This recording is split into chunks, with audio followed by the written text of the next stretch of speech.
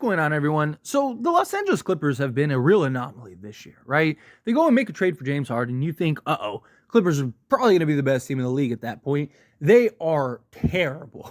Like 0-6, awful. James Harden ends up getting an and 1-3 to win the game, their first game together. And then after that, it was just like, oh, this is the best team in the league, right? And they just go like wildfire and just taking over, beating everybody. And then they just hit this wall and have been terrible the last like month and some change. Kawhi Leonard, the injury bug is starting to catch up. Him and Paul George have been very healthy by their standards. And it's just like, you don't know, like, what Clippers are you going to get this year?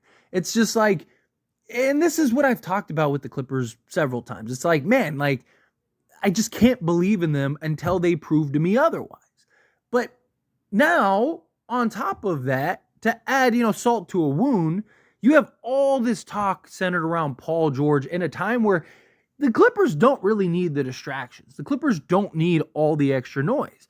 But Paul George hasn't gotten an extension yet, which he very well could and very mightily will, just because, look, Steve Ballmer, he's got the new arena. The whole point of getting James Harden, he wanted the star power to attract into the arena. But like I've talked about, that means nothing if you're not winning. Like, yeah, names on the back of the jerseys are cool, but you know what's cooler? Winning actual basketball games and competing for championships. And so if the Clippers are just bad and they end up losing this season, they go into the new arena, yeah, you max out everybody, you re-sign James Harden, Paul George, you have Kawhi Leonard and all to these maxes, and it's just like, this is your team, but you're never winning anything. And all of a sudden, the injury bug starts catching up to Kawhi again and Paul George, and maybe James Harden misses some games, and it's just like, all that for what? Yeah, it's cool to have Russ and Harden and PG and Kawhi. I just don't think it's going to translate to anything. We'll see. Time will tell. But now you add in the fact that, like, hey, Paul George, he could very well be leaving in the offseason. And if he does, then what?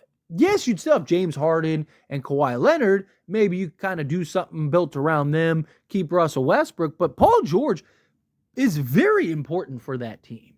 Like, Kawhi is their best player, but Paul George does a lot of things for that team that is extremely important. On the defense side, he's also been healthier than Kawhi. He's their best difficulty shot maker. Like, when he's on, he is spectacular. I mean, one of the best in the league. This dude is ridiculous when he's just found his shot and found his rhythm.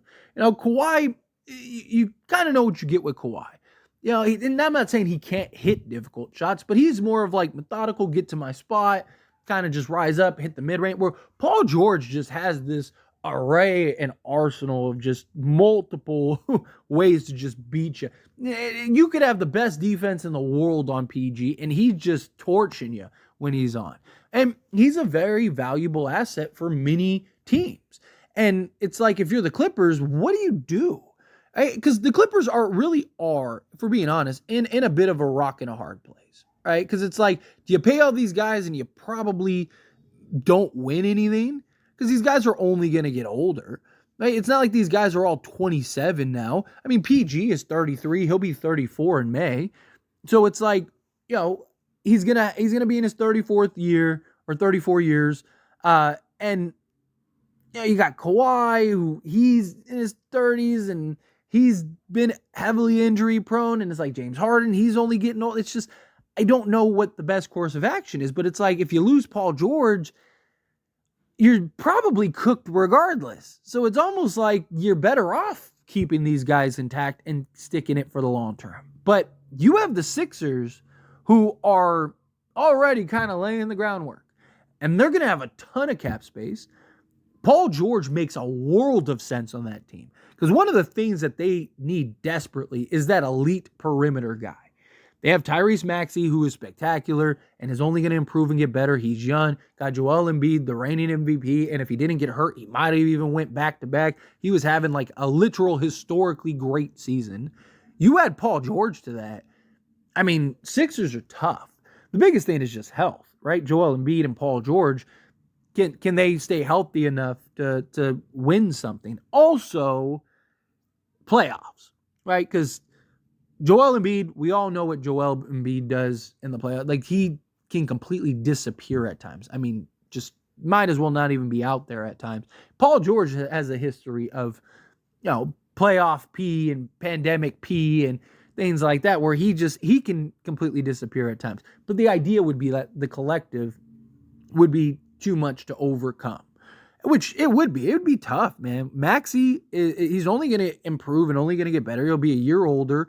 He's going to have more experience under his belt. Paul George is basically the ultimate Swiss Army knife.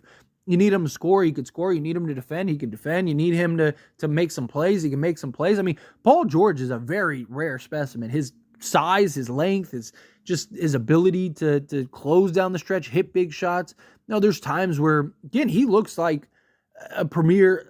I mean, he is a premier guy, but, he looks like he's the best of the best at times. You're just like, dude, this guy is a real player. You add that to Joel Embiid and what he can do, and you give him now that real wing threat that can, he can kick out to and hit the open three or, beat the defender off the dribble. Man, it would be a lot of fun to see what Philly could do. And they have all the means to do so. And they don't need to work out like some sign and trade. They don't, like, if Paul George wants to go elsewhere, right? Like, let's say he wanted to stay in LA and go to the Lakers, which is a team he was going to go to a long time ago. Or let's say he wants to go to like Miami or something, right? Or the Knicks. They got to work out some type of sign and trade. Philly could just be like, hey, we could sign you, put you alongside Maxie, Joel Embiid. We'd still be able to build a competent roster around you, and let's go win a championship, right? Like, the biggest thing is just healthy. You guys stay healthy, guess what? We're competing with the best of them. So, I mean, Philly is a real threat, and they've been trying to target and kind of be patient for a Wayne. Paul George. The other thing is too, so this is why I think it's even more likely Paul George is leaving. So obviously he hasn't gotten the contract extension. That's a big thing. But the Clippers were trading him in the offseason. There was that report that came out that the Knicks had a deal done. They just thought it was too much for Paul George. They didn't want to trade the farm for PG. And so they didn't do it. If the Knicks would have pulled the trigger on it, Paul George would have been a New York Knick this year, assuming that those reports are true. But no one discredited it. No one disproved it. No one came out and said, no, that's not the case. Like, the Clippers didn't come out and go, no way, we're never, it just kind of got swept under the rug. So the Clippers tried to trade Paul George. On top of trying to trade Paul George, they haven't given him a contract extension. They gave Kawhi his. They're probably going to re-sign Harden. I don't know where Paul George fits in if that's the case. So Paul George very likely is going to be in a different jersey next season. And I don't think that would be surprising. I think it's looking more and more likely like that's going to be the case rather than it's not. So we'll see. But Sixers are very intriguing. I mean, the Knicks would be pretty intriguing also, right? You got OG. Right? But then the problem is, like, what are the Clippers? Because the Clippers don't have to do a sign and trade, right? Paul George could be like, oh, I want to go to the Knicks. And the Clippers just be like, yeah, well, we don't want Julius Randle, right?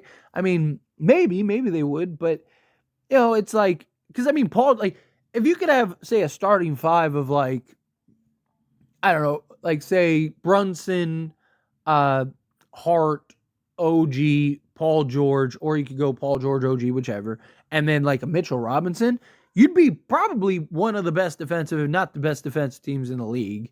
You'd be tough to beat. I mean, the Knicks make a lot of sense for PG also. But Philly's like I said, Philly's the team that they don't really have to do anything. They can just sign them. So anyways, this is a discussion. So I pass a question on you. Let me know your thoughts and opinions down in the comments below. Where do you want to see Paul George go? Is there any specific team that you're like, oh man, like get PG on this squad? Do you think go to Philly? Do you think you should stay with the Clippers? I do really lean towards Philly being the biggest threat. I think that makes a lot of sense for PG.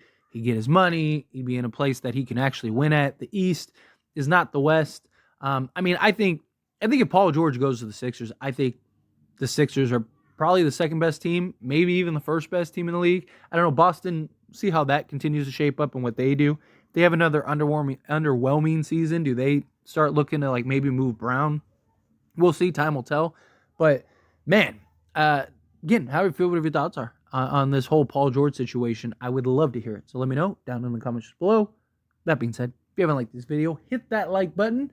Helps me a lot. Helps me enjoy these types of videos, and I truly appreciate it. If you're not subscribed to the channel, hit that subscribe button. Turn on the bell notifications. Appreciate y'all. See you in the next one. Thank you.